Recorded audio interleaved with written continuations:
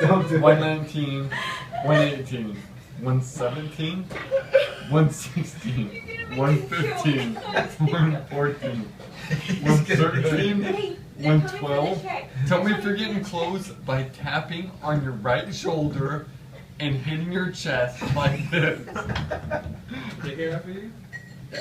Do you have a pen so we can write the dollar amount? No, it's a 62 on the Amex and 22 and 22 on the other one. Alright, 62 on that one. Then 22 and 22 And on then the other 22 on It's 106 for the whole bill, right? Is that what the bill says? Yeah. 22 and 22, and the rest on that. 22, 22? Yeah. Alright, now close your eyes. She must Close your eyes, you got them closed? Are they gone? Don't hate me till they're gone. And then you can thank me. Then you can thank me. Are they gone? Sam, I'm gonna punch you in the face now. They're gone though. This works. They're gone. So hard. Punch me in the face, but you will never have hiccups for the rest of your life.